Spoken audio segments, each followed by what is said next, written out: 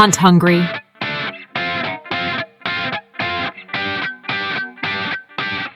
All right, so the question of the day is, what are overrated things in deer hunting? Archery, gun, hunting in general. What are some overrated things in the hunting world? These can be things that maybe we do and we hunt, or we use, but maybe we put a little too much emphasis on them. We give some good examples in this podcast. Leave a comment down below on which ones you think might be overrated or things that we shouldn't put as much effort and thought into that we do. So leave a comment below. Before we get into this, we're going to pay a few bills. So go check out the Patreon. There's a link down below. There's a free trial period you can check out. We're giving away cell cameras on that. We're going to have interaction, questions on the podcast and things like that on there. There's a whole another set of content on the Patreon that you need to go check out. So go do that. The eBay store as well, link down below. Lots of cool stuff on there. I've got some sites on there that I'm selling fairly cheap. I've got some stuff on there that you would use as a cell camera or a cell filmer and stuff like that. Go check that out. Link down below. Make it a favorite. Rambo Bikes. There's a link down there. rambobikes.com/RRWoods. Use the code RRWoods at checkout. Save yourself 20% on the best e-bikes in the country. So go check them out. Use that code as well. Save yourself some money. Help the channel. The other thing, this is also on Spotify. So go follow the Spotify channel. It's linked down below. You can search RRWoods. You can search Hunt Hungry. It'll show up on Spotify as well. Definitely helps to listen there as well as the YouTube channel. If you are watching on YouTube, go subscribe to the Hunt Hungry Podcast YouTube channel, not just the RRWoods channel, because that's where these will eventually all migrate to. And you want to make sure you are going to see them when they show up over there, because they won't show up on this channel all the time in the future. So, good podcast today with Outdoor Defiance. They have a really good YouTube podcast channel. You need to go check them out. Taylor and Gunner, good dudes. Met them at Shot 3D. They've got a lot of really cool conversations. They've been podcasting for a while, and they're much better at it than I am. So definitely go check them out. I was on their podcast a few weeks ago, and it was a really cool, fun experience. Go check that out on their channel as well. So go give them a subscribe and a like. Do the same for me. Let's get into it. Taylor, Gunner, man, I appreciate you guys coming on. Outdoor Defiance podcast, Outdoor Defiance YouTube channel. You guys are huge, and I've been on y'all's podcast. I really enjoyed it. Had a great time. I was telling Gunner here before we got started that the first thing I did after watching y'all's episode is I then went and upgraded my internet, because I realized my internet was horrible. I didn't think it was that bad until so to give you an idea, I actually took a screenshot of this because I didn't realize it was that bad. So the speed test I did after watching that on my old internet was 15 megabytes per second download and 4 megabytes per second upload, which doesn't mean a whole lot to me, but I was like, okay, so we upgraded, and now I'm 187 megabytes download and 437 megabytes upload. So we shouldn't have any issues tonight with the internet. So we'll see. We'll hope. So yeah, you guys, y'all are a real deal podcasters. Y'all got scientists coming on and stuff. Y'all are. I listened to that whole CWD episode. It was awesome. Y'all got some good stuff. And thank you. If you haven't checked them out, go over there and check them out, because it's really cool. Today I wanted to just do something a little different, something a little light, get off the wind directions and how would you hunt and bows and arrows, and something a little more fun, something a little more lighthearted. And it's two overrated things in the hunting season, hunting industry, however you want to look at it. And somebody's going to get butt hurt, and they're going to leave mean comments, and they're going to be mad, and they're going to be like, you're wrong about this. We don't literally mean like it's overrated, like you shouldn't do it. It's just kind of like maybe some more time or people pay too much attention to this. It's kind of what I mean by that. Yeah. So if you're watching this and we say something that hurts your feelings, go to the Outdoor Defiance podcast, leave a mean comment on there and tell them how awful they are. I'll leave a link below. That's hilarious. I'll start us off, and then we'll just go Taylor and then Gunner, and we'll just circle back around. So that way I can be the one that everybody clicks off this video when they hear mine. So So my first overrated thing in the hunting season, hunting industry, or whatever you want to call it, is corn feeders. And here's what I mean by that. And I use corn feeders, a lot of them. My wife gets pissed when she sees how much I spend on corn every month. So this is the pot calling the kettle black. So what I mean by that is I know people, lots of people, especially here in the mountains, they'll put a corn feeder out, put a camera on it, and they hunt that same feeder all year long from September through December. That's all they do is sit and stare at this corn feeder. And and I used to do it too. There are so many deer that don't come to the corn feeder. They don't get on the camera. They're in the funnels. They're checking that feed area from 50, 60 yards away. All right, there's no does here. Let's go. And so there's just a lot of things that people are missing by just putting so much emphasis on corn feeders. And that's why I call it overrated. That's what I mean by that. That's kind of my intent with that. So that's my number one. Taylor, why don't you go ahead and tell us your number one? So when you text me this, I already had my number one, and it's simple for me. It's people that rely on the store-bought seed mixtures. I don't think people realize that there's co-ops, mills, seed stores all over around that actually have made their company off selling seeds in your area. So I just did a little breakdown to kind of back my point on this, because I don't use store-bought seeds like mixtures. I make my own. So I went into today, and this is just for an acre. The certain seed mixture that a lot of people are using, I'm not going to drop names because I know some of the guys there, and I don't want to upset them. But for 1 acre, if you went and bought their mixture, you're looking at $105 to $125 for 1 acre. All right. For my local area, for my cost, I got these prices. I'm looking at $30 to $40 an acre, depending what I wanted. And that's with a little bit of overseed left. So I could almost buy 3 times more the seeds, support local business. And not only that, those seed mixtures, all of them aren't made for your soil type. So if you make your own, you can target what you need. Like I've said before, the co-ops know what grow in your area. Some of these seed mixtures have no idea what grow in your area. Some of those seed mixtures are still throwing ryegrass in the mix, which if you guys use food plots, ryegrass is not, deer don't like it. It's not when people talk about rye, we're talking about rye grain. But it looks green and it's pretty in the winter. Yeah. So yeah, I mean, it's great for baseball fields, but you don't see deer jumping fences to get out there to eat them. So also, the co-ops kind of watch their seeds. Their seeds come in for the year before. You don't know when those store-bought seed mixtures were packaged, right? You don't know where they got them. They might have needed, the first bag you get might be fresh. The second bag, they almost ran out of seeds, didn't know where to get it, so they called someone, and guys like, I've been having them sitting around for 5 years. Here you go. Here's what you guys need to finish out. And then also another big thing is a lot of those mixtures I've noticed, some of them have transitioned. The better ones have transitioned to this, but they're still using, like if you put a radish in there, which I use a lot of, those mixtures are still using, like what you put in your garden. All right. When you can go get a forage radish that does way more for soil, it's way better for grazing, more nutrition value. You get more bang for your buck at these mills. So, and a lot of that stuff isn't like a local mill thing, right? But they buy quality. And, some of the wheat seed you're going to get there aren't going to be from the local farmers. It's going to be quality. So definitely, I think the number one thing for me that I think is overrated are people that rely on these feed mixes. So. Gosh, that was a good one. I wish I had thought of that one. Man, you come out swinging. That was a great one. On that topic, we used to do the throw and grow, like $15, and it's like $15 for a little bag. My dad, I remember one time was like, "What are you planting?" Whatever he looks at, he's like, "You can get like a 50-pound bag of this for like $10."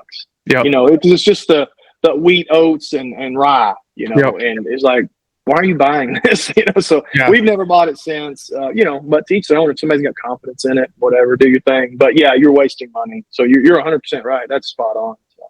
Yeah, I'm not saying every brand is not good. There's absolutely, I've had people send me stuff and I've used it, and it grows.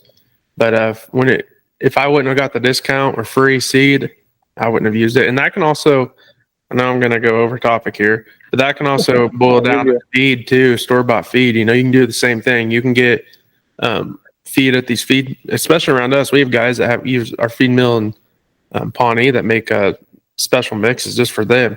and it targets what their deer need, not just pretty much force feeding some random mixture for $30-$40 a bag. So yeah, that's awesome. That's good. And also, if Lee and Tiffany want to sponsor me, I'll do throw and grow everywhere, all the time. It's great stuff. I love it. Highly recommend it. I'll throw and grow right over the seats up at the store.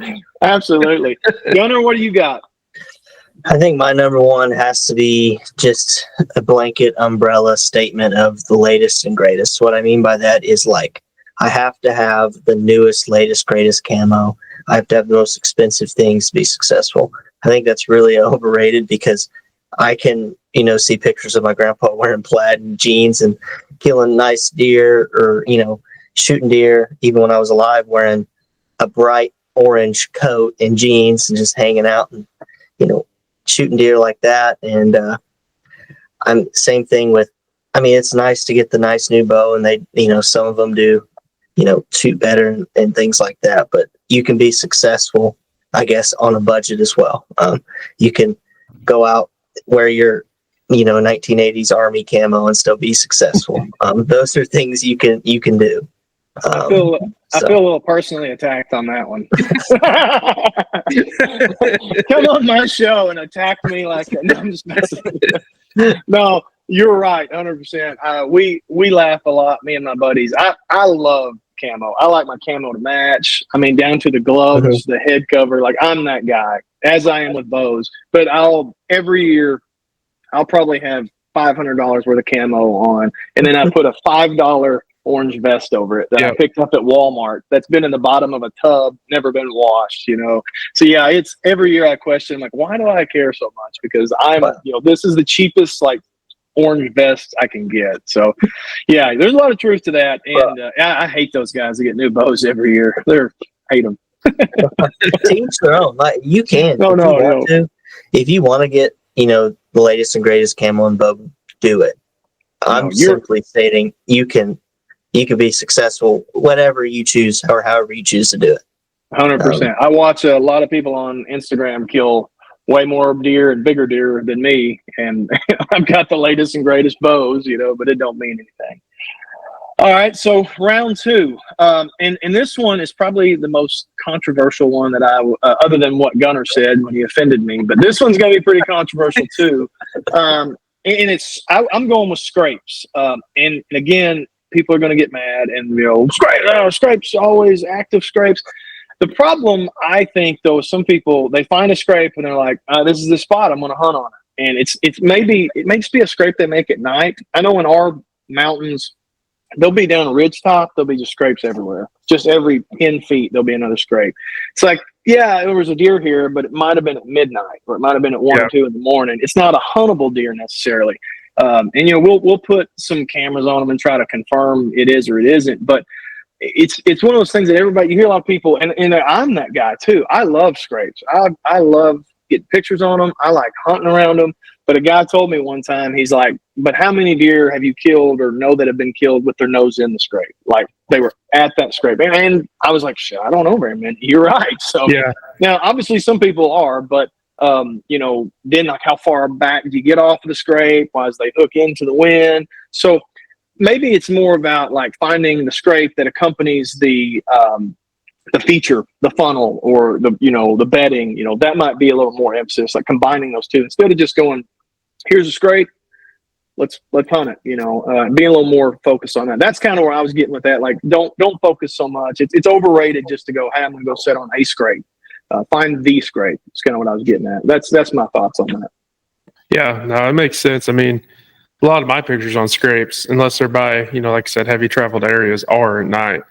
And so I've never, which I hunt over corn feeders and scrapes, so you're really attacked. But no, I think people get mixed up on, and this is where I'm going to roll in with mine, tools versus necessities, right? They get in their head of like that's the only way to go. And I'm going to roll that in with my second one because it will all go together, is saddle hunting. That's a huge topic right now. Everyone's switching to it. Everyone can tell me they love it. I personally haven't bought one. No, I do not own one. So people can attack me there, but I have shot out of them. And I spent, I don't know, a couple hours probably in them through all the shot events, and just seeing if I liked it. Are they comfy? Yeah, for 15 minutes I was in them. They were pretty comfy. Would I switch to one? Not for what I do. All right, and that's where I think a lot of people hear saddle, and it's like we have to get rid of our, our hang-ons, and go saddle hunting, and that's where I think saddle hunting is overrated, because you cannot tell me a saddle is more comfier than some of those hang-on stands. And I own two that I would absolutely love. They're my favorite setups, but they work for me because I'm going to go to that spot and hunt. I don't need on my private land. Now a saddle comes in when it's talking about public land, because you need to, if you're hunting and the deer are using the trail that's 20 yards away, or 70 yards away, and you need to get that 20 yards closer to get in 50 yards, boom, saddle. It's going to be easier to set up. But the price too. The price of a really good saddle, a really good sticks, and a really good platform is absolutely unreal. Yeah. And then, they really advertise you can shoot 360 around the tree, which, yeah, you can. I can go in my front yard and get a saddle and shoot 360. But tell me when a deer's coming in how you're going to get a 360 shot if you need to. Because, I mean, when you're trying to stand in a hang-on, you're all slow and motion. If I'm trying to do some acrobatic stuff, roll around and get that rope right here and pull back, that deer is probably going to see you. So, yeah, you can shoot 360, but trying to get to that point when the deer's in front of you is going to be really hard. Dude, I almost made that my number 2. Yeah. That was really close, because I've saddle hunted hard for like 3 or 4 years. And again, I get all the newest, latest, greatest, whatever the popular thing is. So I've got the saddles, the sticks, tethered, all the newest stuff. And it is cool. And I figured it up. I've got nearly $1,000 in a saddle, sticks, a platform, special ropes, all the special things for the ropes, the back bands, the special pouches. And it's just like knee pads. And you're right. You're comfortable for about, I can sit in my saddle for like an hour to hour and a half, and I'm pretty good, comfortable still. After that, I'm just up there kind of swinging around, constantly readjusting, looking over my shoulders. Yeah. Like, I feel like after a while, like I'm spooking everything. So this year, we finally snapped last year. Like, I broke down and finally was like, I'm done with this. My private land, it's, a warm October afternoon, and I'm like, I don't really know where I'm going to go. I'm just going to kind of go in an area where we always hunt. We always have seen deer, so I'm going to go there. And I'm out there climbing a tree, sweating down. I'm like, I hunt this place 10 times a year. Why am I doing this? So I bought lock-ons, a couple different good lock-ons that I strapped to a tree. I hung one this weekend, oddly enough. Strapped to a tree, looking at a corn feeder. Yeah. So, I mean, that's what I'm saying. That's a good tool, because I mean, if you're hunting anywhere and you're like, oh man, all morning this big buck was tending a doe in this thicket, or was following her and went over here. If I have to take my lock-on stand down and go, I'm going to cause all this racket. And but if I can go slip up in a tree, I'm going to cause 5-10 minutes of racket and get quiet. But then on the backside of that, if I go to my private spots, I'm going to get in the tree and be super quiet. I'm going to climb 10, 15 steps, and I'm going to sit down. I don't have to do anything else. And that's, there's just a bunch of different, like I said, it's a tool. Like, yeah, I can use a hammer and get a screw and a piece of wood, but I'd rather have a drill, So it's like, I think people need to understand it's a tool and it's for certain situations. It's not for everyone. Because I know people that just sold everything they have, and they had, $300-$400 lock-on stands and go buy the setup. And then they're like, that was the dumbest thing ever. And I'm like, I don't even know why you went and sold everything before you even tried it. So yeah, definitely. I think people look at saddles and dive in way before they really think through. Yeah. And I mean, if you were hauling a huge lock-on, like those Millennium lock-ons are really comfortable. They are heavy. If you were hauling one of those through the woods on public land, and then you're like, this, you can wear this diaper looking thing and be way lighter. Sure. I'm going to do that, So public land and weight saving, I get it, but man, it's way more work than just crawling up a tree and getting in a lock-on stand. Yeah. Where I've already trimmed the lanes and everything. So well, I've heard a lot of people complain that self-film, that saddles are hard to use because all your stuff is right here. And that's where our bit is. Yeah, I didn't have an issue with it. I kind of worry more about a lock on, like how that arm's going to come around, like get all the way around me so that I don't hit it with my elbow. I'm a little worried about that with my lock ons, but I'll figure it out, I guess, opening day. But I don't. I've never really had an issue where I bump my camera. Once you get in there and figure it out. do you put it on your right? Like, are you right-handed? Yeah, I'm right-handed. Do you It put it on the right depends on side my or setup. the left side? It depends on my setup. I have one spot where I feel like even though I'm right-handed, my shot's gonna be weird where the deer come out, so it goes left side. But I do a lot of stuff like put it low at my knee, and then also I can use my knee to push my camera if if the deer's just barely walking, instead of have to let go of my or let go of my bow and reach down, I can just barely push the arm with my knee and then get the deer Good to idea. stop. So That's a good idea. We got on a tangent there. That's a good idea. I have a couple trees that are in a Y. So I'll sit on this side, and my camera arm will come off this other side, and I never have to worry about it being in my way. Yeah, that's a cool idea too. Gunner, what do you got for number 2? Well, first of all, I'm going to have to take the saddle off my online shopping cart now, apparently. But, okay, so before I say my number 2, I'm going to stipulate I love doing this. So I'm just like stirring the pot a little bit here, okay? I heard this on another couple podcasts, and it was interesting to talk about, so we're going to talk about it. This dog over here.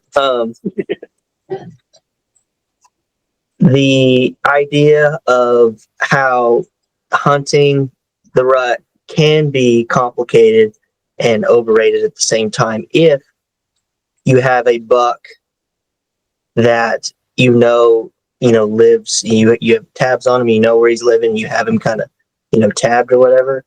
Hunting during the rut can almost throw a wrench in that at times, if that makes sense. So you can have, and that's where it can be overrated. I love doing it. I love hunting the rut. Let's get that out of the way. But if you have a buck that lives, in this little patch of timber, you know what he's doing, you have an idea, and you've been hunting him and you've been on him. When that rut hits, he might be 5 miles away, and something like that, and to sometimes rely on that time of year to, kill a buck like that sometimes can not work out. And if that makes sense. No, you're 100% right. I should have thought about that. That's another good one. I hate hunting the rut. God, I would take September 4th, like early season velvet hunt over November 20th, because like I've got them patterned. I know they're playing. I know where they're going. I hate, we hunt big woods. I don't have any fields. We don't even really have food plots. It's just woods, mountains and woods. You can see 30 yards, like you can't, even in November, it's just tree, dropping off bluffs.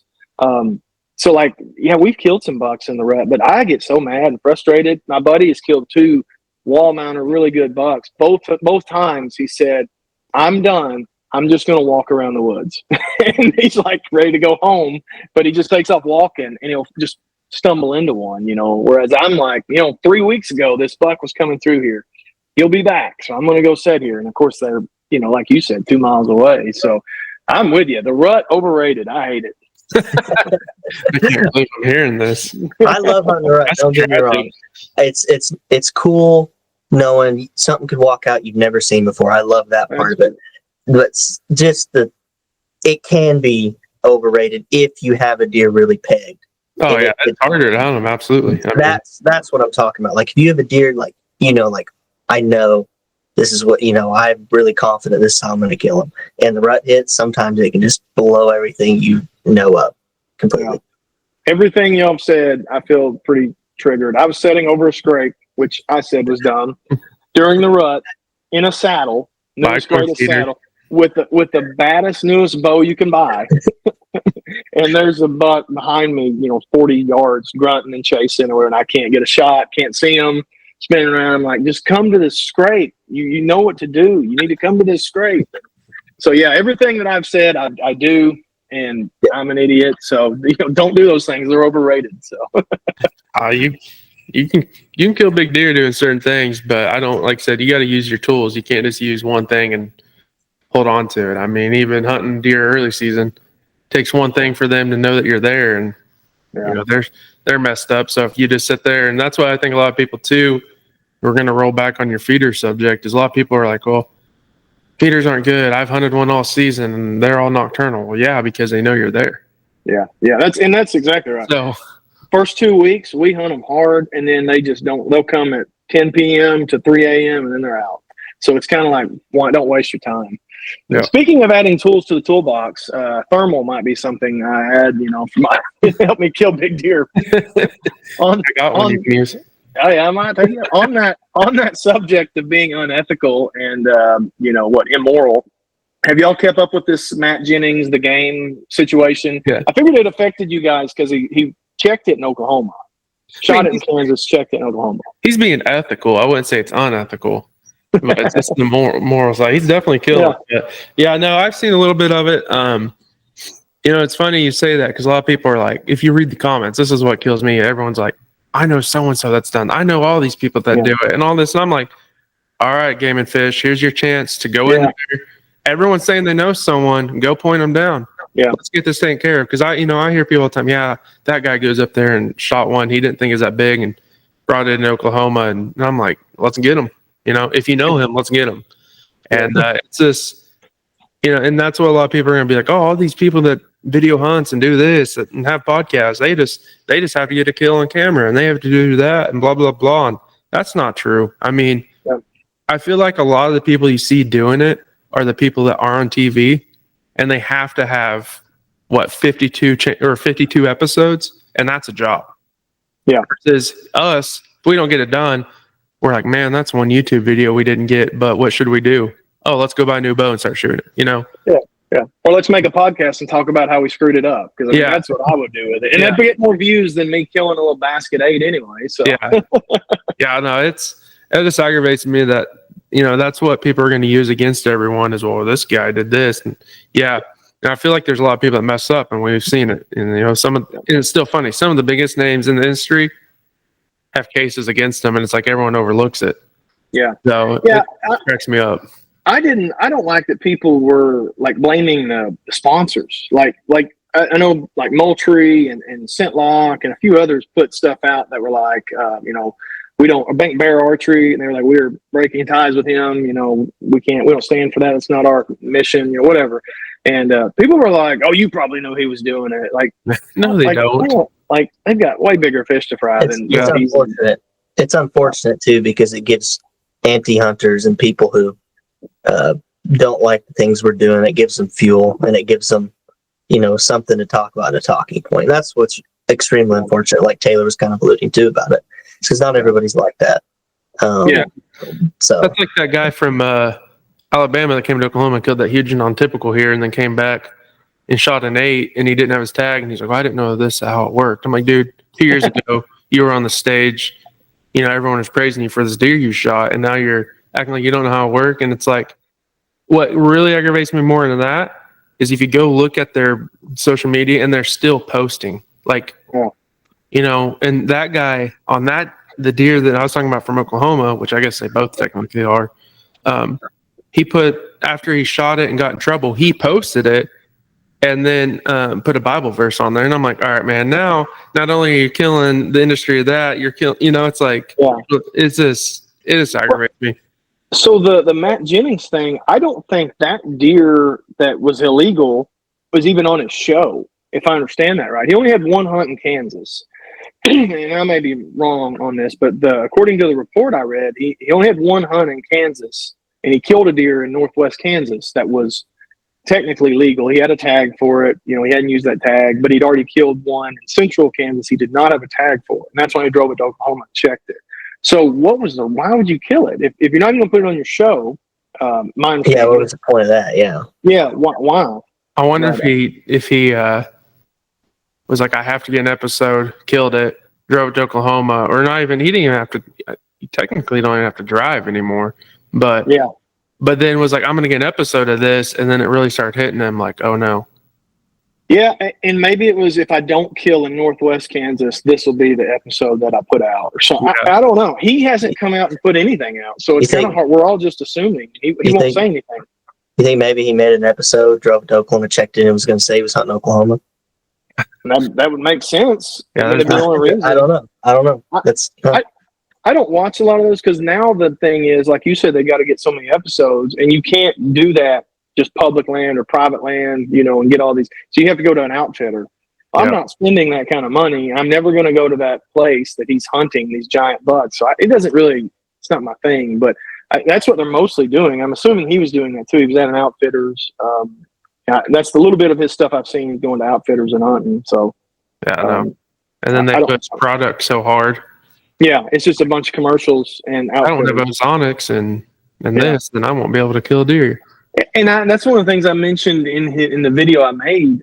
He's sponsored by Scentlok, but he doesn't wear a face mask. He just covers his face like with paint. And I'm like, that defeats Scentlok does not promote that. So why are you wearing? That's all you ever do. You don't wear a face mask. But it is a little weird. Like the dude is clearly not right.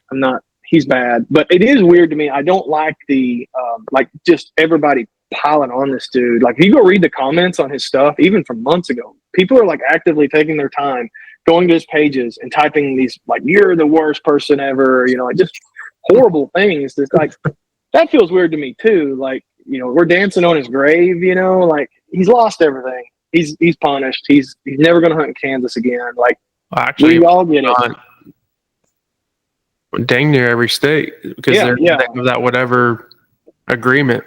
Yeah, his outdoor industry business is probably over. Like, I don't know how he had like 60,000 something subscribers. I don't know how in the world how you going to keep that with, where you going to hunt Arkansas, Louisiana? I mean, I don't know what you could even do.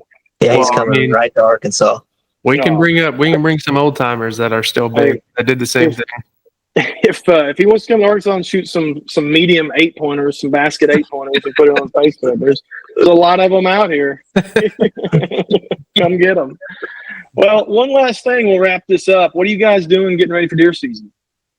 Oh man, planning what I want to plant. I think that's the biggest thing for me. I've gone in a couple of places that I've hunted over the years, but I really haven't pushed in certain areas. So I'm going in. Now I'll stop before September, but just going to see what the sign was from last year, see if I can see some scrapes and rubs to see if it looked like, some deer had been in there. And if so, then I'll capitalize on that. I'll probably put a camera and let that kind of do my work there. And then, starting to get food plots, start spraying, start mowing, emphasis on shooting the bow again, and just trying to watch YouTube, or trying not to watch too much YouTube where it's 2 a.m. and I'm like, but speaking of YouTube and shooting your bow, before we get to Gunner, how's that hinge working out? I watched your video. It looked good. So 30, 40, I'm doing good. I get to 50 and something just happens. I have lost 7 arrows. But that's from the beginning of it all. That's not just, so I did mess up. I've never messed with one, which if you guys haven't watched, I bought my first hinge release trying to learn how to shoot it. Well, I didn't pay attention when I was lightening it. If you hold it up and undo the screw under it, the moon will fall real fast. Oh. So I didn't catch it fall a little bit, and then I moved it more. So I went and pulled back the bow, and it was like right here. Yeah. Way down. Pulled it back again. And I'm like, what in the world's going on? I'm not moving my hand. And I started looking. I was like, oh my gosh. Like, if an ant touches that side, it's going to go up. And it's been a learning curve, but my groups are super pretty. They're real tight, stack them on each other. I don't mess with my sight as much as I used to, but I can also pull up my thumb release and just shoot really. It's like I was shooting really good with that thumb release, and now it's like I can't get, like, so if I shoot 5 times, 4 of my arrows will be touching and they'll have a flyer. Yeah. That thumb release, I could have 4 of them, but the group wasn't as good, but they were closer. Does that make sense? Oh yeah. So like 4 will be stacked, 1 will be over here. Well, with that thumb release, I could have them all in a softball. In my mind, I think that's better, but in reality, it's not. I'm like, look what I'm doing. If I could focus, stay with it. And I'm getting better. I'm going to give me a couple more weeks before I make another video and make sure I have everything set. But it's getting better. Yeah, that was a cool video because I remember I've been shooting one for years, so it was like going back in time. Like, man, I remember that experience, like feeling that, like shooting the hinge. Gunner, what do you got going on? Well, I did go in and I got my pre-mix seeds, but I guess I'll throw those away now. It's a Taylor talk trash. I'm kidding. Spent $500 on throw and go, I guess. I already did that. No, Taylor just poo-pooed all on it. So, but no, so kind of what I've been doing is a lot of e-scouting because I've got 2 trips coming up. Not really coming up. One's kind of coming up. Taylor as well. We both are hunting in Kansas, so I've been doing some e-scouting there. And then my New Mexico trip, end of September, I've been doing a lot of e-scouting, and I'm planning on doing scouting trips for those 2 places. First one's probably going to be New Mexico, the other one Kansas at some point. And then, so that's there. And then for whitetail, I've kind of started to walk a little bit on the edges of my properties, and I'm start kind of going in deeper and stuff like that. Just trying to see if I learn something new, because I've hunted these properties. Now, one of them's pretty new, but the other ones I've hunted quite a bit the last couple of years. So I feel like I know them pretty well, but there's always more to learn, I guess you could say. Yeah. So I'm starting to intake that knowledge. And then lastly, I'm going to start scouting some, probably some core land and stuff like that around eastern Oklahoma. And so start looking at some of that stuff, and maybe go out there and do a little bit of hunting when I'm down there. So that's kind of what I'm doing right now. Oh, and then also preparing to start planning and stuff like that, like Taylor's doing too. So yeah, I feel like one thing we didn't say, and this is for me, is I don't have cameras out right now. Everyone's like, what do you guys have? You guys ready? You have one picked out? I can never hold a deer this early to season. Every time, I mean, I'll have deer and I'll be sending the gunner like, dude, where did this deer come from? We didn't see him at all last year. And then, whoa, what is this deer? Oh, I can't wait to see him. September gets here, they're gone. And then the deer I know start trickling in. So I have feed out, or mineral, really, not really feed right now, but have, my mineral spots out. I'm still giving them, but I don't know. My theory is if I know what's there now and I get excited and they disappear, then that sucks, right? You're going to be sad. Well, if they're there and they stay there, I'm going to see that they're there. I'll start September. Maybe if the trip's coming up, I might start mid-August. But I just don't waste the money on, my Tactacams and all that, just the monthly fee and all the gas and all that stuff. Yeah, I hit it hard September. So I'll go scout, but I don't put the cameras up, so people think I'm crazy. But well, I put them up, but I'm kind of the opposite of what you're seeing. So like I see nothing now. Like it's just dinks, little basket 8s, spikes, does, nothing. But I'm up on top of the mountains, the ridges, and the high, upper third. There's a term for that, whatever. But the actual bucks and most of the deer are like down in the valleys and the creeks and the bottoms right now. It's just cooler. But it seems like at some point, whenever that weather switches, they start migrating up the mountain, eating them acorns, getting up the mountain, and they start popping up. I just like my stuff being out for that. Like I don't want to have to. It's a big deal when we go in and put cameras out. Like it's side by side. We're putting out. I think I've got 20 or 21 cell cameras right now. In different places, but then probably 50 different like regular Tasco cameras. So it takes time, it's consuming, and it's a disturbance to the woods. So I try to get mine out in late June, early July, and then I don't have to worry about them. Now I'm hanging stands and cutting trails. So I talked a little bit about it on y'all's podcast, that kind of backdoor entrance to this area I'm hunting where it's like a tunnel. I actually went out this weekend. I filmed it when I was out there. So I'm going to put a short out about that at some point where I'm kind of walking through that tunnel. It's crazy when you see it. It's just a jungle of thorns and briars, but the deer are in there. So, and they've been using it. So we'll see how it works out. But I'll let you guys get off here and get back to your family. Guys, I appreciate you jumping on here. I know y'all are busy. I know y'all are pumping out podcasts every week or so. Every week, right? It's every week or 2 weeks? Yeah, we kind of stopped for a little bit on the weekly just because it kind of died off, and then a lot of people at this time of year are going to shows, doing shot event or archery events, tack, shot, whatever, all the competitions you can think of. So we kind of backed off, and people just lose interest because you're not thinking about deer hunting. In July, you really start sticking. I am. Is that another overrated thing? I feel like again I'm being attacked again. So no, I think about it year round, but I don't think we're really normal. But I don't know. Just you put a lot of effort in, and then you're like, man, it's a good episode. And you shouldn't watch views, but I do.